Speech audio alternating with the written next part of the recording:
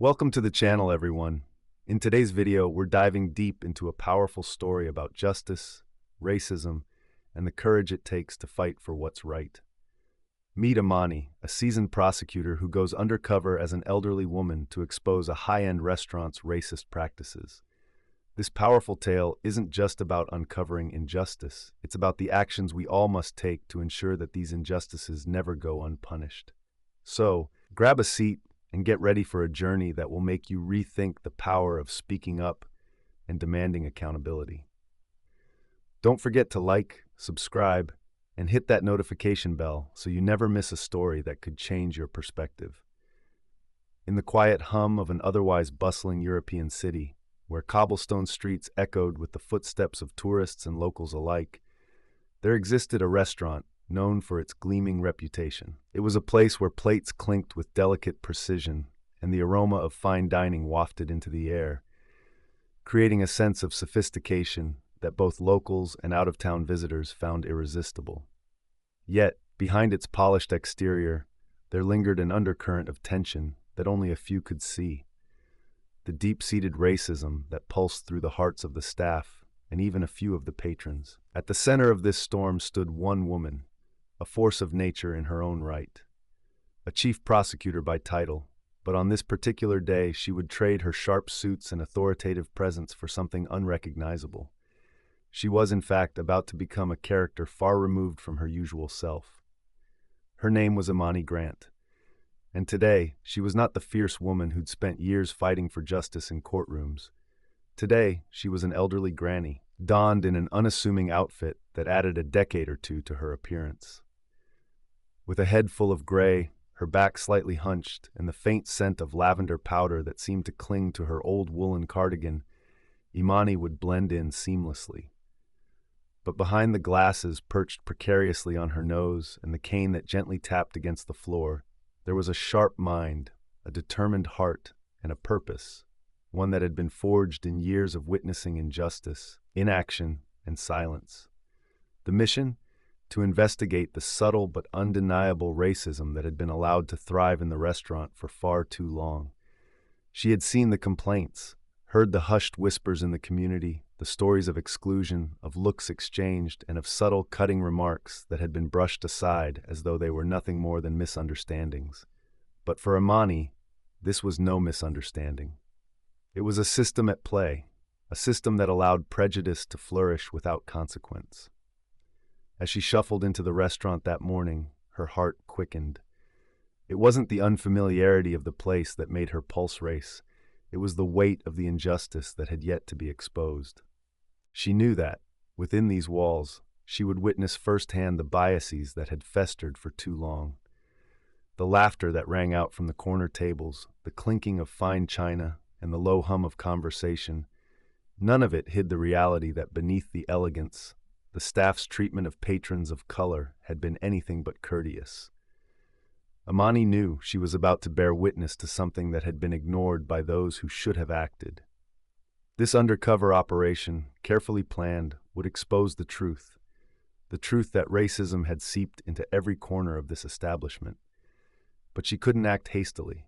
She couldn't let herself be seen for who she truly was. To be dismissed would mean failure. And failure was something that Amani Grant could never accept. With a deliberate sigh, she lowered herself into the chair at a secluded corner table, her cane tapping lightly against the hardwood floor. The young waiter approached, offering a polite yet somewhat dismissive smile that didn't escape her notice. As he handed her the menu, his eyes lingered a little too long on her wrinkled face, as though she were just another forgotten relic of a bygone era. But Amani didn't flinch. She had to remain the old granny, meek and unnoticed, while her eyes and her mind kept track of every slight, every unspoken word that would betray the truth. This was only the beginning. As Amani settled into her seat, she allowed herself to absorb the atmosphere of the restaurant. Her eyes, though hidden behind thick glasses, were sharp, scanning the room. She saw the patrons around her, well-dressed, laughing with friends, enjoying their meals in the warm glow of the chandeliers. But what caught her attention wasn't the elegance of the dining area or the air of exclusivity that the restaurant exuded. It was the subtle glances exchanged between the waitstaff. The way their eyes shifted uneasily when a group of black customers entered, the way they hesitated before greeting them, or in some cases, didn't greet them at all. It wasn't loud or obvious, but the coldness in their smiles, the hurried way they took orders from non-black patrons, and the way they lingered too long at tables occupied by people of color, it was telling. The unspoken language of exclusion that played out silently in the background was what Imani was here to witness, to understand it in its raw form, untouched by the layers of politeness that often masked its true nature. Imani was no stranger to racism. As a chief prosecutor, she had seen it in its most overt forms in the courtroom, but what struck her about this place was the quiet cruelty. The subtle remarks from the staff, the way some patrons looked away when a black customer asked for assistance, as though they weren't even there. She had heard whispers from other diners about the racial divide that existed in the establishment, the constant complaints from black patrons about the treatment they received. Complaints that had gone unheard, dismissed as paranoia or mere coincidence. It wasn't until she saw the way the manager, a tall man in his mid-30s with a sharp suit and a calculated smile, interacted with a black family near the window that her suspicions were confirmed. The family had arrived a few moments before Imani, their voices filled with warmth as they laughed and chatted. But when the manager approached them, his greeting was lukewarm, almost robotic. He offered them a table near the back, away from the center of the dining room, where the lighting was dimmer and the atmosphere less inviting. The way he avoided eye contact with the father of the family and the dismissive tone in his voice were like a slap in the face. Imani's hand clenched around her cane, but she remained still, focusing on the scene.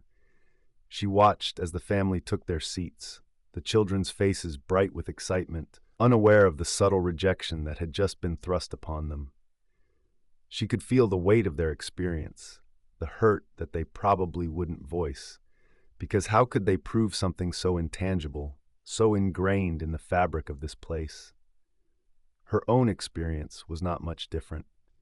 The waiter who had greeted her with such condescension earlier returned to take her order, though his eyes seemed to linger just a little too long on her cane, as if he were judging her frailty before deciding how much effort he should put into his service. "What can I get you, ma'am?" His voice was almost too polite, and the slight smirk that tugged at the corner of his lips made Imani wonder if he was mocking her. Imani smiled gently, playing the part to perfection. "I'll have the soup of the day, dear, and perhaps some of your finest bread, if you please." She could tell that the waiter was trying hard to suppress his impatience as he scribbled her order down, his movements stiff and mechanical.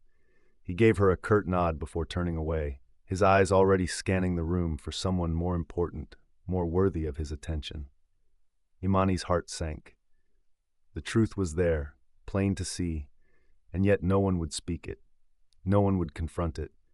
It was woven into the very fabric of this establishment, like a stain that had been there for so long that everyone had learned to ignore it. But not Imani. She would not ignore it. She could not. As the minutes ticked by, Imani's senses remained sharp. She observed everything. The way the staff reacted to certain customers, the way some patrons avoided eye contact with people of color, the conversations that hushed when a black family entered the room. It was clear that the discrimination wasn't just in the actions of the staff, but in the very air that filled the space. The longer Imani sat there, the more she knew. She had to expose this place for what it truly was. The quiet racism that thrived here would not go unnoticed, not on her watch. But how? How could she do it without revealing her true identity? The answer, she realized, lay in the power of observation. It lay in the small moments, the brief interactions, and the stories that were buried beneath the surface. Imani knew that, eventually, someone would slip up. They always did. She just had to wait. As Imani continued to observe the room, her mind began to weave together a tapestry of the unspoken dynamics that defined the restaurant. Every moment, every glance, felt like a clue, a piece of evidence in the case she had come here to build. Her soup arrived, steaming gently, the aroma rising in front of her like a curtain being drawn back to reveal the hidden truths. The waiter set it down with a touch of carelessness, avoiding eye contact as he did so, almost as though he was relieved to be rid of her presence. Imani waited, patiently, silently. She allowed herself to slip deeper into the role of the elderly granny, the sweet, unassuming woman who needed nothing more than a quiet lunch to pass the time. But beneath the facade, her mind raced. She knew that if she was to collect the proof she needed, she would have to engage. She would have to provoke reactions, just enough to expose the cracks in their polished demeanor. She leaned forward, her frail hands cupped around the bowl of soup. She had been in enough courtrooms to recognize when a small gesture could spark a reaction. In the quiet hum of the restaurant, her voice, though soft, was deliberately loud enough for the table next to hers to overhear. The couple seated there, a well-dressed pair in their 40s, had just been served their main course. They were speaking in low tones, but Imani's words cut through their conversation like a knife. "Does it always take so long to be served here, my dear? You would think with all the fancy decorations, they might remember who needs to be served first." The woman, blonde and effortlessly elegant, glanced at Imani, her brow furrowing. For a moment, she said nothing. It was the kind of glance that acknowledged the old woman's comment, but dismissed it as nothing more than the ramblings of someone too ancient to know any better. But the man beside her, a dark-haired gentleman with an air of superiority, decided to address it. "Oh, don't mind her," he said, a hint of condescension in his voice. "People like that often expect too much.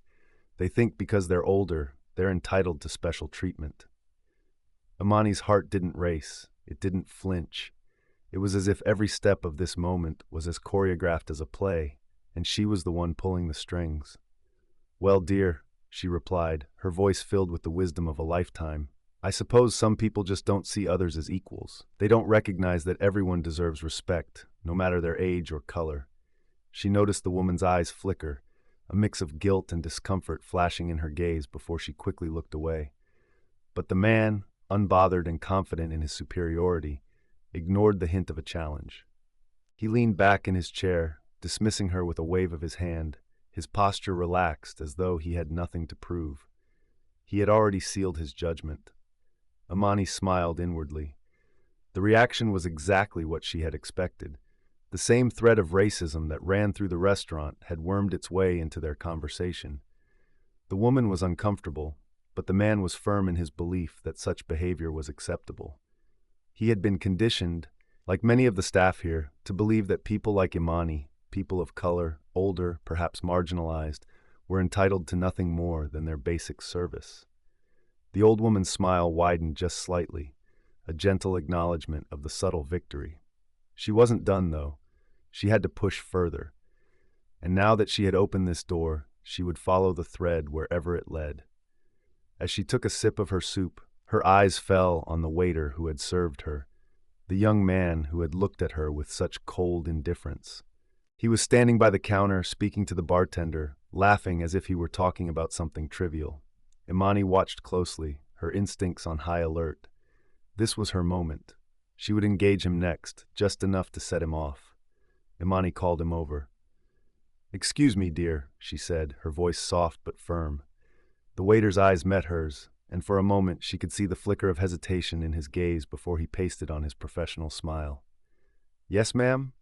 Is everything to your liking?" Imani studied him closely, watching the way his smile didn't quite reach his eyes. He was uncomfortable in her presence. But Imani wasn't interested in his discomfort. She was interested in the truth he carried, and how far he would go to mask it. "I do have a small request," she said, feigning innocence. "Could you perhaps tell me why I've noticed you've been serving some of your other customers more promptly than me? I don't mean to be rude, of course, but I've been here a while and—" She let her words hang in the air, leaving the accusation unspoken but understood. For a moment, the waiter's face went stiff. His posture faltered, as if he wasn't sure how to respond. The silence between them thickened, and Imani could almost hear the tension radiating from him. Then, as if snapping out of his brief moment of shock, he forced a chuckle. "Oh, I'm sorry, ma'am. Sometimes it gets busy, you know? I didn't mean to make you feel neglected." The excuse was weak, too practiced. It was the kind of response that people give when they know they've been caught in the act, but they don't want to admit it. Imani nodded slowly, her smile never faltering. "Of course, dear. I understand. Just wanted to make sure you're aware. The waiter, now visibly uncomfortable, nodded quickly and turned away. But Imani had already seen what she needed. His defensive reaction, the way he hadn't even attempted to offer an apology, only a hollow excuse, told her everything she needed to know. The restaurant's ugliness, its institutionalized racism, was being exposed bit by bit, like peeling paint revealing the rotting wood underneath. Imani's heart swelled with determination. She wasn't just a witness. She was now an active participant in revealing this place for what it truly was. She would take her time, letting the details unfold slowly, carefully, until it was impossible for anyone to deny what was happening within these walls. She would make them see the truth, even if it took every ounce of patience she had. The game had begun, and Imani Grant was prepared to play it to the end. The clock on the wall ticked steadily, but time seemed to slow for Imani as she sat in the restaurant, eyes scanning, mind calculating. Each passing moment brought her closer to the final pieces of the puzzle, but she needed more evidence, more actions to reveal the racism that plagued the establishment. She could feel the weight of the situation settling into her bones, a quiet heaviness that demanded she not back down. This wasn't just about a few cold glances from the waitstaff or a single condescending remark from a customer. This was about an entire system built on the subtle, insidious idea that people like her, black and elderly, were somehow less deserving of kindness, respect, and equality. And so Imani waited. She watched the dynamics unfold, knowing that if she were to move too quickly, she might risk missing something important. The restaurant was growing busier, more crowded, and she could sense the pressure in the air, the tension of unspoken expectations, of people quietly judging one another based on their skin color, their economic status, their age. Imani's attention was drawn once again to the manager, who was circling the dining area, his sharp eyes scanning the room, his expression calculating. He seemed to glide between tables, always moving with purpose, but Imani noticed that his eyes lingered longest on the groups of black customers, particularly the families who arrived later in the afternoon. She had watched him offer a smile that didn't quite reach his eyes to one such family earlier, their children excited for a meal, only to be directed to a table far from the center of the room, again as though they were meant to fade into the background. She couldn't ignore it any longer. Her anger, the kind of righteous fury that came from years of fighting systemic injustice, started to bubble beneath the surface. This restaurant, this establishment, was built on the belief that people of color, especially black people, should know their place. And today, Imani would make sure that place was exposed for everyone to see. The moment came when a young black couple entered, their faces bright with anticipation. Imani could sense their excitement as they looked around, no doubt admiring the elegant decor, eager to be a part of something that seemed so out of reach for many people like them. They were seated by the hostess, who, Imani noticed, gave them a slightly strained smile, then gestured toward the far corner of the room, further away from the other diners. Imani's fingers gripped the edge of her table, her knuckles whitening. She watched as the couple made their way to the table. They exchanged quick glances, but neither of them spoke. They sat, their bodies stiff, unsure if they were supposed to be grateful or resentful. Imani couldn't hold back any longer. The rage that had been simmering beneath the surface now surged, and she rose from her seat with deliberate slowness, leaning on her cane as if her frailty was just another part of her performance. She walked, her steps slow but steady, across the floor. The sound of her cane tapping against the hardwood echoed like a warning. When she reached the young couple, they both looked up, startled, and Imani smiled softly, but there was a steel edge to it that they didn't expect. She didn't know what she was about to say, but her instincts were sharp, and her words came out like a symphony of truth. "Excuse me," she said, her voice soft but commanding. "I couldn't help but notice that you two seem to have been given quite a lovely corner to sit in. However, I wonder if you know that it's often those of us who look like you, people of color, that is, who end up in these far corners while others enjoy the prime seats. It's as though they want to keep us out of the spotlight, out of view, away from their fine dining experience." The couple blinked, surprised by the directness, but they listened intently. The man cleared his throat, looking uncertain. "I'm not sure what you mean, ma'am," he replied. "We're just happy to have a seat." Imani's eyes never left his, piercing and unyielding. "Oh, I understand," she said gently. "But it's not just the seat. It's the way you're treated, the way you're made to feel like you should be thankful for the scraps they give you. You see, it's not about your seat, my dear. It's about their mindset. And that mindset is one of exclusion." The couple exchanged an uncomfortable glance, the woman visibly shaking her head as if she couldn't quite process what was happening. But Imani saw the recognition in their eyes. It was as if a veil had been lifted, and they could see, for the first time, the undercurrent of racism that had been woven into the fabric of this place. "You're not wrong," the man said quietly. "I've noticed it too. But we didn't want to make a fuss. We didn't think it mattered." Imani shook her head slowly, a sad smile on her face. "That's the thing about places like this," she said softly. "They rely on us not speaking up, on us pretending we don't see it. But we must speak out. We must make them see that this kind of treatment is unacceptable. Because when we remain silent, we allow them to continue." Before the couple could respond, the manager appeared at Imani's side. He had been watching the scene unfold from the corner of his eye, his face now tight with a practiced smile, his voice smooth as he addressed the situation. "Is everything all right, ma'am?" His tone was laced with forced politeness, but there was an edge of warning in his words. Imani turned to him, her expression calm but resolute. "Everything is more than fine, dear," she said. "But I believe it's time for you to understand that there's a problem here, and I intend to make sure you can't ignore it any longer." The manager's smile faltered for a split second, and Imani could see the storm brewing behind his eyes. But she didn't flinch. She had prepared herself for this moment, the confrontation, the pushback. She was no stranger to facing down people who thought they were untouchable, who believed they could operate without consequence.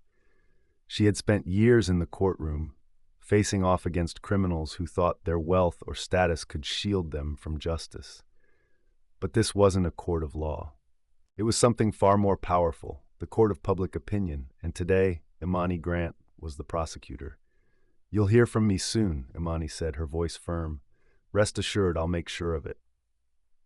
The manager turned on his heel and strode away, his face now a mask of barely contained anger. But Imani knew that the damage had already been done. There were no simple escapes for him, no polite exits from this situation. She had dropped the truth into the room, and now it would echo in the minds of everyone present.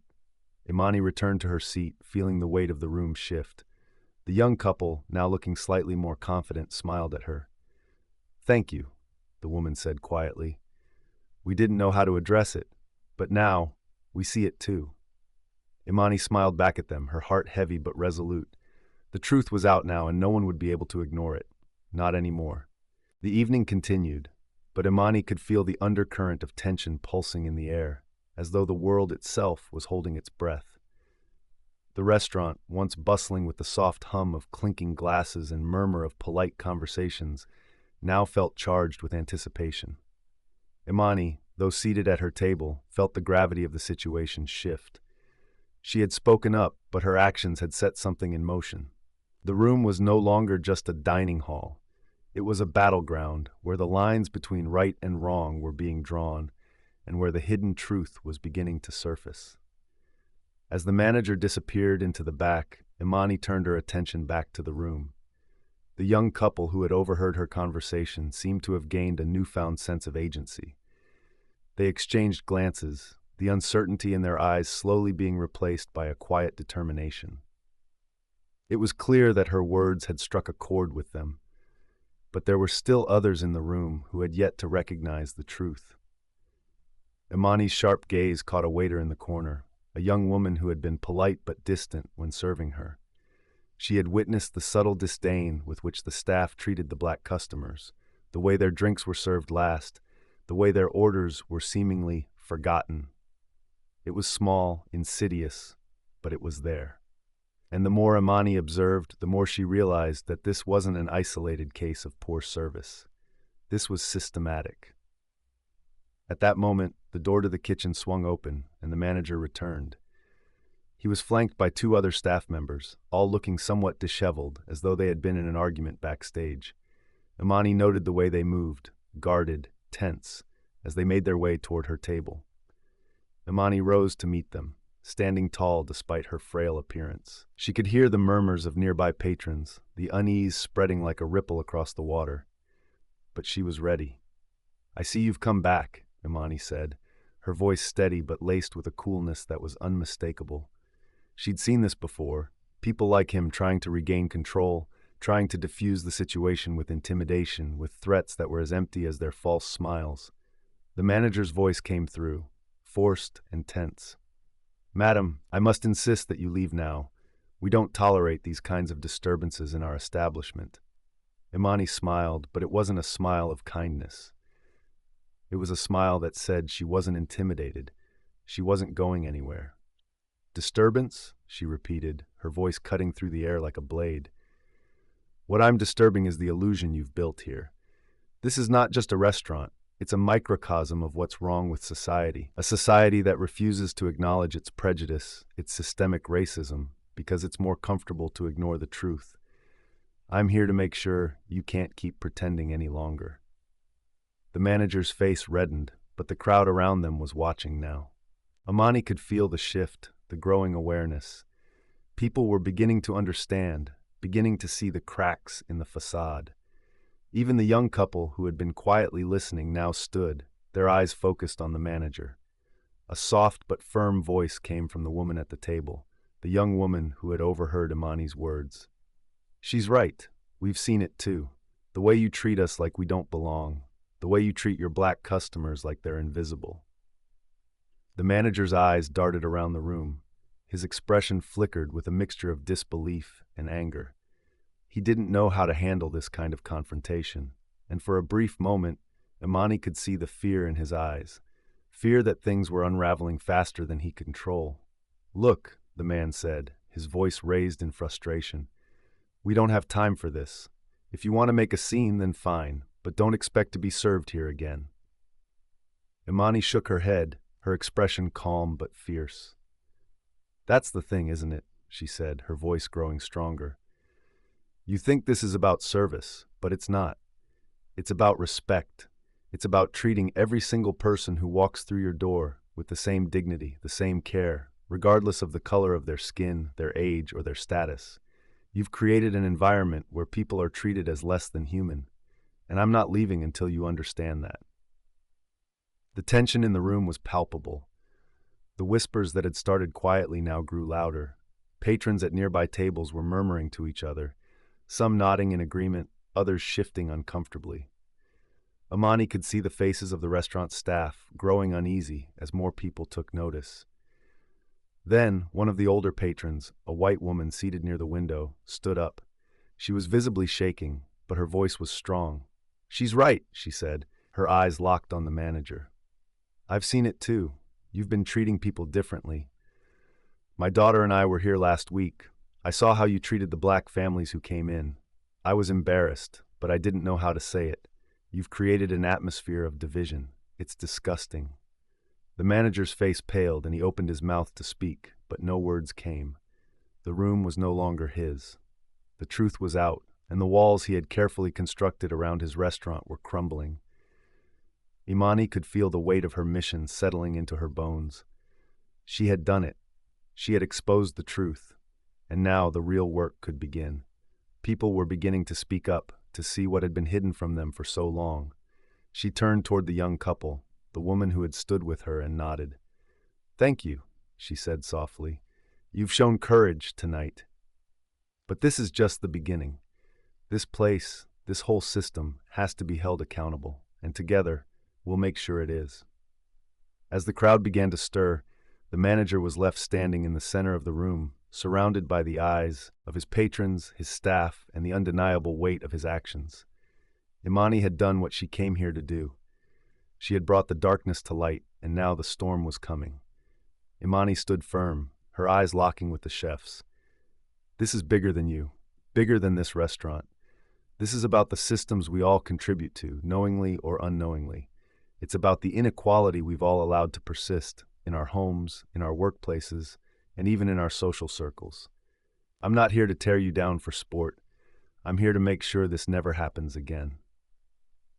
The room fell silent again, but this time it wasn't a silence born from tension. It was a silence of contemplation. The people in the room, the ones who had witnessed the subtle injustice day in and day out, now found themselves at a crossroads. They had been complicit by their silence, but now they had to choose whether they would stand up or shrink back into the comfort of ignorance. Amani's phone buzzed in her pocket, but she didn't check it. Her focus was on the room, on the people who were finally seeing the truth and deciding what to do with it. The manager, still trying to salvage some semblance of authority, stepped forward again, but his voice lacked conviction. I'll have to speak to my superiors. You can't just accuse us of—" Amani cut him off with a simple, sharp gesture. "Your superiors already know. The question is, will they act? Will they take responsibility? Or will they hide behind the same excuses you've been hiding behind? The real question, my friend, is whether you'll be a part of the solution or continue to be a part of the problem." The restaurant was no longer just a place for fine dining. It was a battlefield for change, for accountability.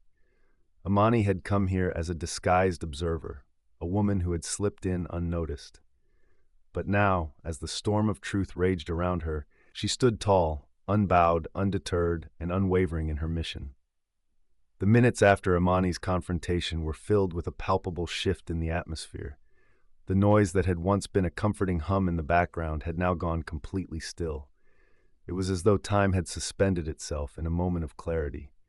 The patrons, the staff, and the manager all knew that something irrevocable had just taken place, and the consequences were inevitable. Amani remained resolute, her voice never wavering as she turned her attention toward the next phase of this investigation. It wasn't just about calling out the behavior. It was about making sure that there were consequences, that the law would not allow this behavior to go unpunished. Racism, in all its subtle and overt forms, needed to be stamped out with force, not just words. The restaurant manager, now visibly shaken and no longer the confident leader he had once been, was cornered. "You can't do this," he stammered, looking around at the guests who had witnessed the scene unfold. "You're threatening my livelihood. You have no right." Amani raised a hand, cutting him off, her expression stern. "This isn't a threat, sir.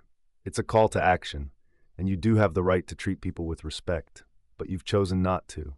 Now there will be consequences." Her eyes locked onto his, and for the first time, he seemed to realize the gravity of the situation. The diners were now fully aware of the depth of the situation. What had started as a single voice of protest had become a collective demand for accountability. Imani had given them the courage to speak out, to recognize that silence was complicit in the perpetuation of injustice. And then came the law. Imani had already quietly made the necessary calls before the confrontation had even begun. With the careful precision of a seasoned prosecutor, she had contacted the authorities, and now they were on their way. It wasn't just about exposing the wrongdoing, it was about ensuring that the establishment faced the legal ramifications of its actions. The restaurant, having been found guilty of discrimination and racist practices, would be subject to the consequences defined by law. The police arrived shortly after. They were calm but firm as they stepped into the restaurant, their presence a visible reminder that accountability could not be ignored. The manager's attempts to smooth things over now fell on deaf ears. He was no longer in control. "We've received complaints of racial discrimination in your establishment," the officer said, addressing the manager with the kind of authority that made it clear there was no escaping the reality. "We will need to take statements from staff and patrons. You'll need to cooperate fully. Failure to do so will result in further legal action." Amani stepped forward, her voice steady and authoritative. "The establishment has been fostering an environment where systemic racism is not only tolerated but encouraged. As a legal representative of those affected, I intend to ensure that justice is served. I'm filing charges against this establishment for violation of anti-discrimination laws under the Equality Act 2010, which explicitly forbids any form of racial discrimination in places of service, employment, and public life." The manager's face drained of color. He began stammering, trying to protest, but the officer quickly interrupted him. "Your actions have consequences. You'll have your day in court, but for now, you will need to come with us." Imani glanced at the staff who were still standing, watching the drama unfold. "I will be contacting each of you," she said firmly. "Your testimonies will be necessary. If any of you have been complicit in this behavior, now is the time to step forward. The truth has a way of coming out." As the manager was escorted out, the other staff members began to show signs of unease. It wasn't just the manager who would face consequences. The entire establishment would be under investigation. But for the first time, those who had been complicit were beginning to see the importance of owning up to their actions, whether through silence or active participation. The young couple who had initially rallied behind Imani stepped forward, their hands trembling, but their voices unwavering. "We'll testify," the man said. "We've seen how this restaurant treats people of color. We've felt it, and it's not right." Other patrons followed, offering their statements and backing Imani's claim. Word of the incident began to spread, and soon the media was outside, capturing the moment when this hidden truth was dragged into the daylight. The restaurant had become the symbol of something far larger than just one bad business. It was a reflection of the system that had allowed racism to be institutionalized and left unchallenged for so long. The aftermath wasn't immediate, but it was swift. Over the coming days, the restaurant's reputation crumbled. It became a cautionary tale. Legal actions were filed, and the business was fined heavily for violating civil rights and discrimination laws.